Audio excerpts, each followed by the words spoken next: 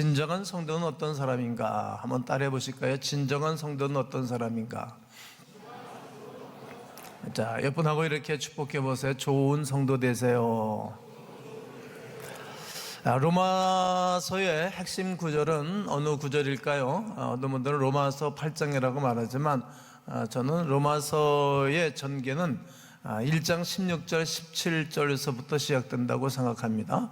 자, 한번 로마서 1장 16절 10절을 다 함께 읽겠습니다. 시작. 내가 복음을 부끄러워하지 아니하노니 이 복음은 모든 믿는 자에게 구원을 주시는 하나님의 능력이 됨이라. 먼저는 유대인에게요 그리고 헬라인에게로다. 복음에는 하나님의 의가 나타나서 믿음으로 믿음에 이르게 하나니 기록된 바 오직 의인은 믿음으로 말미암아 살리라 함과 같으니라.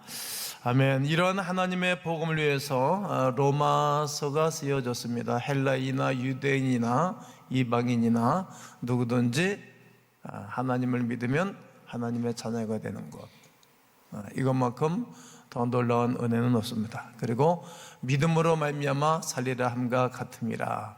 이 땅의 모든 성도는 믿음으로, 누구를? 그리스도 예수를 믿음으로 살아가는 사람들입니다.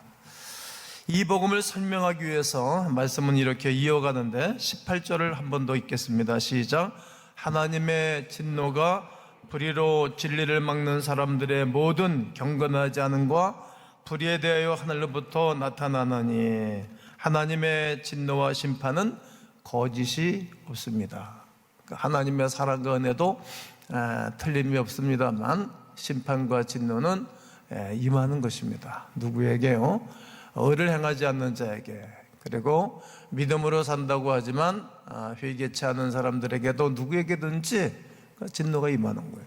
자기 양심이 증거하고 그러듯이 우리가 양심에 꺼리끼는 일이 내게 행해진 적이 있으면 불편하잖아요. 불편하지 않습니까? 가까이 있는 사람하고도 의견 다툼으로 서로 마음이 상하면 불편하잖아요. 모든 사람들에게 진노와 심판은 임한다는 거죠. 불의로 진리를 막는 모든 사람들에게는 반드시 이 심판이 나타나는 것입니다. 오늘 본문은 어떤 사람이 이러한 심판을 받는다고 말할까요? 바로 종교인들입니다. 어떤 사람들이라고요? 종교인들에게 하나님의 진노가 임한다라고 말합니다. 특별히 직업인 사람들, 이들은 특별한 생각을 하고 삽니다. 나는 특별히 구원을 받았고 선택받았다라고 생각하는 거예요. 특별이라는 단어를 쓰기를 좋아하는 거예요. 난 너가 다르다는 거죠. 이것은 하나님을 독점했다고 여기는 것입니다. 신앙을 독점했다는 자부심이 있습니다. 이런 종교적인 사람들 때문에 사람들이 하나님께 접근하지 못하는 것입니다. 그 이유는 두 가지인데, 하나님을 믿으려면 저렇게 살아야 되는가 보다, 하나님을 잘 믿는 것은 저런 건가 보다, 그런 생각이 들어서 겁이 나는 것입니다. 종교적인 열심과 율법의 완벽주의를 추구하기 때문입니다. 두 번째 이유는 별것 없다, 하나님을 믿는다고 하면서도 별것 아니네, 저렇게 해도 자세히 보면 아무것도 아니다라는 것입니다. 그래서 설명을 하는 것입니다. 17절과 18절에 유대인이라 불리는 네가 율법을 의지하며 하나님을 자랑한다. 비율법의 교훈을 받아 하나님의 뜻을 알고 지극히 선한 것을 분간하며, 사도 바울은 유대인이면서 동시에 유대주의에 빠졌던 철두철미한 유대주의자입니다. 가멜리엘 문화에서 공부했던 사람에게 율법에 있어 전혀 그냥 전문가입니다. 전문가 또 수준입니다. 또 그 속에서 늘 살아봤습니다. 그런 바울이 말합니다. 유대인이라 불리는 네가, 지금 이제 바울은 회심하고 난 다음이었기 때문에, 야, 나도 그랬다. 유대인이라고 말하는 네가 어찌 그럴 수 있니? 이렇게 말하는 겁니다. 오늘 우리들로 버전으로 바꿔 말한다면, 성도라는 사람이, 믿음이 있다고 하는 사람이 이런 얘기를 하는 말입니다. 그러면 유대인은 어떤 사람입니까? 지극히 종교적인 사람들입니다. 종교적인 사람, 하나님으로부터 이방인과 달리 특별히 선택받은 사람들이라고 스스로 자처했던 사람들입니다. 민수기 6장 2절에 보면 이스라엘 자손에게 전하여 그들에게 이르라, 남자나 여자가 특별한 소원, 나실린의 소원을 하고 자기 몸을 구별해 여호와께 드리려고 하면, 이런 말이 있고요. 시편 135편 4절에 보면 여호와께서 자기를 위하여 야곱 곧 이스라엘을 자기의 특별한 소유로 삼으셨습니다. 특별한 소유. 그러니까 나는 특별하다는 거예요. 유대인은 이렇게 자기들만의 아방궁같이 생각하고 살았습니다. 말라기 3장 17절에서도 만군의 여호와가 이르노라, 나는 내가 정한 날에 그들 나의 특별한 소유로 삼을 것이요. 이러한 종교 전문가는 악인가 선인가 하는 것을 생각하지 않습니다. 이것은 잘못된 거야, 이것은 괜찮은 거야, 이런 것을 생각하지 않는 거예요. 이렇게 하면 안 되지, 이렇게 하면 되지, 이런 생각을 하지 않는 거예요. 아주 역설적입니다. 중요한 것은 자신이 선택받았다는 사실 하나, 하나님으로부터 선택받았다는 사실이고, 한 가지로 자기는 선과 악을 구별하지 않고 무조건 살아가는 거예요. 선택받은 자신은 의로우며 선택과 받지 못한 사람들은 주인이라는 것이죠. 이언론적으로 딱 생각해서 사람을 매도하고 사람을 우습게 여기는 것입니다. 따라서 유대인은 아무리 나쁜 죄를 저질러도 구원받은 하나님의 백성이 될 수 있다고 생각하는 것입니다. 아주 큰 잘못된 생각을 가지고 있는 것입니다. 선택받지 못한 이방인들은 아무리 착한 일을 해도 하나님의 백성이 될 수 없다고 단정을 짓는 것입니다. 그래서 유대인들은 이방인들을 개취급한 것입니다. 예수님도 스로보니게 여인과 이야기를 나누면서, 야, 내가 떡을 개들에게 취하는 것이 마땅치 않다. 그러니까 먹소이다마는 개들도 주인의 상에서 떨어지는 부스럭지를 먹지 않습니까? 그 말을 듣고 난 다음에 예수님이 그의 소원을 들어주셨죠. 즉 유대인들은 이방인을 개취급하고 아무리 선한 일을 하고 그래도 너희들은 복을 받을 수 없다라는 생각이 그들에게 지배적인 사고였습니다. 그래서 그들의 가장 중요한 것은 율법을 소유하는 것과 할례를 행하는 거였습니다. 겉으로 내보이는 것입니다. 마치 영국인들은 자기들만의 오래된 책을 자랑하고, 우리 한국 사람들은 그 해인사에 있는 팔만대기 대전경을 자랑하던 말이죠. 율법서를 가지고 있는 것을 큰 자랑으로 여기는 것입니다. 바로 그들이 표면적 유대인입니다. 바로 종교인입니다. 하나님보다도 율법과 어떠한 형식과 조직에 익숙합니다. 이러한 종교적인 사람의 몇 가지 특징이 있습니다. 그 중에 하나가 하나님을 자랑하는 자입니다. 어떤 자라고요? 하나님을 자랑하는 자. 여러분, 하나님을 자랑할 대상은 아니라고 생각해요. 하나님을 경배의 대상이고 하나님을 의지할 대상이고 하나님의 뜻을 추구하는 대상이어야 되지, 하나님을 자랑하는 자로 남아서는 안 될 것입니다. 오늘 17절에서 바울이 유대인이라 불리는 네가 율법을 의지하며 하나님을 뭐 한다고요? 자랑하는 거예요. 율법을 의지하고 하나님을 자랑하는 삶을 살았습니다. 이들은 율법을 중요하게 생각하고 하나님을 자랑합니다. 율법을 그냥 달달달 외우는 것입니다. 율법의 뜻이라면 아주 예민합니다. 바로 유대인들입니다. 그들은 율법을 지키려고 했고 율법을 소유하려고 했습니다. 그것을 구원이라고 생각한 것입니다. 그런 자들이 구원을 받으며 그런 자들이 복을 받고 하나님의 특별한 은혜와 복을 누리고 살아가는 사람들이라고 여겼던 것입니다. 그래서 늘 인생과 삶이 피곤했습니다. 행복하지 않았습니다. 그런데 과연 그들이 정말 하나님을 사랑하였을까요? 하나님을 자랑했다는 말은 두 가지 뜻이 있는데, 정말 하나님을 자랑하는 경우 아니면 하나님을 이용하는 경우입니다. 정말 하나님을 자랑하는 경우가 있고 하나님을 이용하는 거예요. 많은 분들이 하나님을 이용하려고 그러죠. 교회를 이용하려고 그러죠. 하나님은 그동안에 엄청나게 많이 쏘으셔가지고 이제 더 많이 쏘지 않으시겠다고 말씀하시죠. 그들은 하나님을 자랑하며 사랑하며 섬긴다라고 생각했습니다. 행위는 전혀 그렇지 않지만 다른 경우는 헌금과 십일조를 내고 모든 종교 활동을 다하면서 하나님을 자랑했습니다. 그러나 이 사람들의 특징은 율법을 소유하려고 한 것이고 하나님을 소유하려고 하는 것입니다. 그래서 자기들의 기도가 보면 다 자기를 위한 겁니다. 하나님이 나의 시종처럼, 나의 종처럼, 나의 비서처럼 일해주기를 원하는 마음으로 늘 그들은 기도 생활도 그리한 것이죠. 그들은 하나님이 내 편이라고 생각했습니다. 하나님이 그저 나의 소유물이라고 생각하는 것입니다. 이런 사람들이 다 종교인입니다. 이런 사람들 때문에 사람들이 쉽게 하나님께 접근하지 못하는 것입니다. 이런 사람들이 내 주변에 많이 있으면 그 주변에 있는 사람들이 손해를 보죠. 얼마나 힘들겠어요? 얼마나 어렵겠어요? 자기 중심적이고 자기 의지적으로 살아가는 사람들 말이죠. 그들은 종교라는 껍질을 뒤집어 쓰고 그 안에서 숨쉬고 살아가는 것입니다. 그리고 옆에 있는 이들에게 적당한 많은 민폐를 끼치는 사람들입니다. 이처럼 하나님을 자랑하는 자들입니다. 둘째는 지극히 선한 것을 추구하는 자들입니다.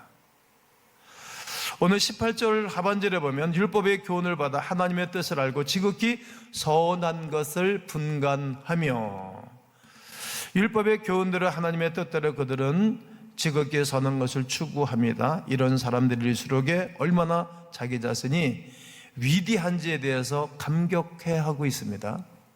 나는 괜찮은 사람이야. 나는 위대한 사람이야. 감히 나한테 어떻게 이렇게 할 수 있나? 내가 어떤 사람인데? 내가 예수 믿은 지가 몇 년인데, 내가 교회 온 지가 얼마인데, 몇 년인데 어떻게 나한테 이렇게 할 수 있어?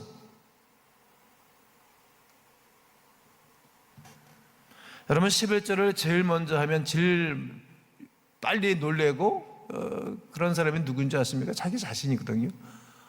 내가 믿음이 많이 컸네. 내가 그래도 꽤 믿음이 좋은 사람이야. 자기 자신이 놀라는 것입니다. 종교인들이 이처럼 자신이 가장 훌륭하다고 생각하는 것입니다. 하나님은 없는 거예요. 하나님을 자랑하는 것입니다. 하나님을 소유하고 있는 것이지 믿음이 아니라는 거죠. 나만큼 성경 읽는 사람이 없어. 나만큼 기도하는 사람이 또 누가 있겠어? 내가 얼마나 봉사를 많이 하는데 그래. 그래서 속은 행복함이 없어요. 오늘 이제 찬양들에 나는 행복에 대해서 얘기했는데 정말 행복에 젖어서 찬양하고 행복에 젖어서 신앙생활하고 행복에 젖어서 믿음 생활하는 사람이면 아주 제대로 된 하나님의 사람들이겠죠. 자기 자신에 놀래하고 자기 자신에 도취해 있는 것입니다. 하지만 현실은 다릅니다. 사람은 신경질도 내지 않습니까? 여러분, 화도 내지 않습니까? 또 짜증은 안 냈습니까? 우리에게는 적당한 욕망도 있죠. 경쟁심도 있죠. 너고 나고 내가 이겨야 돼. 이런 심리가 여러분 없습니까? 나는 당신보다 봉급을 좀 더 많이 받아야 되겠어. 이런 마음 없지 않잖아요. 이게 사람이라는 거예요. 이게 현실입니다. 본문도 말합니다. 2장 19절로 20절에 맹인의 길을 인도하는 자요, 맹인의 길로 인도하는 자라. 어둠에 있는 자의 빛이요, 어둠이 있는 자의 빛이요. 율법에 있는 지식과 진리의 모범을 가진 자라서 어리석은 자의 교사라는 거예요. 어리석은 자의 교사. 둘 다 엉망이죠. 어린 나이에 선생이라고 스스로 믿으니, 어린 신앙이 어리다는 거죠. 상대방의 생각이 어리다는 거죠. 그런 아이의 선생이라고 스스로 믿는 것입니다. 종교인은 율법의 지식과 진리를 통달한 자가 자신이야말로 맹인의 길을 인도할 수 있다고 생각합니다. 그래서 어리석은 자의 교사이며 선생이라고 스스로 믿습니다. 그러나 성경은 이렇게 우리를 향해서 도전하는 것입니다. 21절에 그러면 다른 사람을 가르치는 네가, 여러분 우리는 늘 가르치려고 그러잖아요. 집에서도 자녀들에게 가르치려고 그러고, 학교에서도 교사들이 애들한테 가르치려고 말하고, 교회에서도 목사도 가르치려고 하긴 하죠. 다른 사람을 가르치는 네가 네 자신을 가르치지 아니하느냐? 왜 너는 그렇게 안 하면서 남들고 하라 그러냐? 여기에 이제 괴리감이 있는 거죠. 다른 사람을 가르치는 네가 네 자신은 가르치지 아니하느냐? 도둑질하지 말라 선포하는 네가 왜 도둑질하느냐? 그리고 간음하지 말라 말한 네가 간음하느냐? 여러분, 그 유대인들은 그 부인 여럿이 거느리고 사는 사람들 많잖아요. 다윗도 부인 여러 명 데리고 살았잖아요. 간음한 거지. 갈비 하나 뽑아지 둘 뽑지 않았잖아요. 아담 깊이 잠들어 놓고 난 다음에 갈비뼈 하나를 뽑으셨는데, 그리고 여인을 만들었으니까 하나거든. 1인 1처제. 그런데 둘, 셋 거느리면 그거 간음한 거죠. 아주 잘못한 거죠. 자기 부인인데 다른 여자 너무 신나게 사는 사람은 그거 악한 거죠. 간음한 겁니다. 우상을 가증히 여기는 네가 성전 물건을 도둑질하느냐? 역사 속에 있었던 얘기 하려면 너무 많은 시간이 많이 가니까 도둑질하는 거예요. 율법을 자랑하는 이가 율법을 범함으로 하나님을 욕되게 하느냐? 율법을 주신 분이 하나님이신데 그들은 율법을 자랑하고 율법을 말하고 율법을 외우긴 했지만 법을 범하는 거예요. 선을 넘어버린 거죠. 하나님을 욕되게 하는 것입니다. 이것은 종교인들에게 던지는 하나님의 질문입니다. 질문. 5가지 문제이지 않습니까? 도둑질, 가르치는 문제, 간음에 대한 문제, 우상숭배, 율법을 자랑하는 자의 문제에 대해서 이제 바울이 던지는 거예요. 왜냐하면 이제 바울은 자기가 그렇게 살았거든. 이게 세상에서 좀 이렇게 거칠고 온전치 않은 사람들이 예수를 믿게 되어지면 더 잘 사는 이유는 잘못된 걸 아니까. 이게 잘못했구나. 거기서 빠져나오는 거지. 빠져나와서 인간의 허구겠구나. 잘못된 길을 깨달았기 때문에 은혜가 크기 때문에 더 충성하고 더 열심을 내서 사는 것입니다.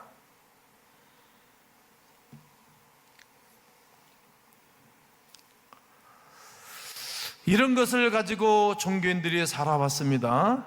이렇게 하면 하나님이 자신을 봐준다라고 생각을 했기 때문입니다. 하나님을 자랑하고 율법을 소유하고 있고 율법을 가지고 있기 때문에 하나님이 내 인생을 봐줄 거다, 내 미래도 봐줄 거다 착각이죠. 하나님은 봐주시는 분이 아니라는 거죠. 봐주시는 분은 오직 한 분, 예수 그리스도만 우리의 허물과 죄와 문제를 봐주십니다. 왜냐하면 예수님은 율법의 요구를 100% 이루어드렸기 때문에 그의 공로로 우리가 살아가고, 주님이 봐주고 주님이 지켜주고 주님이 막아주지 않으면 이 인생은 행복하지 않은 것입니다. 종교적인 특권을 가진 자의 일반적인 문제점은 스스로 착하고 선하다고 생각하는 것입니다. 스스로 내가 종교인이 돼 있고 직분자가 돼 있게 되어지면 나는 이렇게 살아도 상관이 없어. 나는 윤리와 규례와 따를 필요도 없어. 내 의로 살아. 나는 이렇게 생각하고 내 마음대로 살 거야. 그리고 따라주려는 거죠. 그것이 종교인의 습성입니다. 그러나 도둑질하지 말라고 가르치자마자 도둑질하고요, 간음하지 말라고 말하고 있지만 간음하는 것입니다. 우상 숭배는 더러운 것이라고 말하지만 그 물건에 눈독을 들입니다. 율법을 자랑하지만 율법을 범하며 하나님의 영광을 가리는 사람들입니다. 그러므로 사랑하는 성도 여러분, 종교적으로 교회 오시면 안 됩니다. 종교적인 틀을 가지고 교회 오시면 안 됩니다. 찬송하고 기도하면서 하나님이 간구한다고 봐주시지 않습니다. 오직 예수 그리스도를 믿어야만 봐주십니다. 예수 그리스도로 말미암아 죄 씻음을 받고 구원을 받은 자만이 하나님께서 그 죄를 용서하시는 것입니다. 우리의 행위 때문에 용서받는 것이 아닙니다. 구제한다고, 11조한다고, 봉사한다고, 기도한다고, 예배드린다고, 금식한다고 하나님이 구원해 주시는 것이 아닙니다. 죄를 용서해 주시는 것이 아닙니다. 죄가 없어진 이유, 죄가 없어지는 이유, 예수 그리스도께서 나를 위해 십자가에 피 흘리고 못 박혀 돌아가신 그 이유 때문에 내가 사함을 받고 용서를 받는 것입니다. 오늘 24절에 기록된 바와 같이 하나님의 이름이 너희 때문에 이방인 중에서 모독을 받는도다. 먼저 유대인을 부른 것은 유대인을 통하여서 영광을 받기를 원하셨는데 그들 때문에 오히려 모독을 내는 거예요. 누가? 하나님의 이름이. 겉으로 나타나는 것이 이렇게 중요하지만 그렇게 중요하지 않는 것입니다. 오늘 25절에 네가 율법을 행하면 할례가 유익하나? 율법을 행하면 할례가 유익하지만 만일 율법을 범하면 네 할례는 무할례가 되느니라. 법에 따라서 할례를 행했는데 하나님 말씀을 어기고 하나님만 잘하고 하나님 믿지 않는 사람은 그 무할례가 되는 거죠. 할례를 받았다고 해도 율법을 지키지 못하면 그것은 무할례와 같은 것입니다. 26절은 그 반대입니다. 26절 한번 읽겠습니다. 시작. 그런즉 무할례자가 율법의 규례를 지키면 그 무할례를 할례와 같이 여길 것이 아니냐? 비록 무할례자라 할지라도 율법을 제대로 지킨다면 그것은 할례 받은 것과 같은 것이라고 말합니다. 28절에 무릇 표면적 유대인이 유대인이 아니요 표면적 유시인의 할례가 아니니라. 유대인이라고 주장하는 것, 할례를 받았다고 주장하는 것 아무런 의미가 없습니다.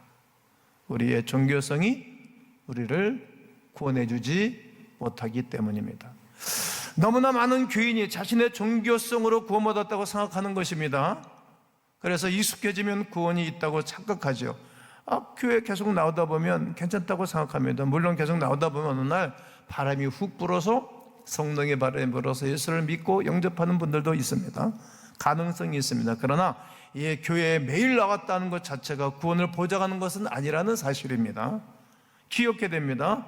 여러분, 예수 그리스도만이 구원입니다. 다른 것이 구원이 아니라는 것입니다. 뭘 해서가 아니라는 사실을 알아야 됩니다. 이 사실이 불분명한 사람은 다시 한번 이 문제를 가지고 하나님 앞에 가짜르게 진지하게 성도답게 기도하셔야 됩니다. 29절 오직 이면적 유대인이 유대인이며 할례는 마음이 할지니 어디 한다고요? 마음이 한다고 말해요. 영에 있고 율법 조문이 있지 아니한 것이라. 그 칭찬이 사람에게서가 아니요 다만 하나님에게서로다.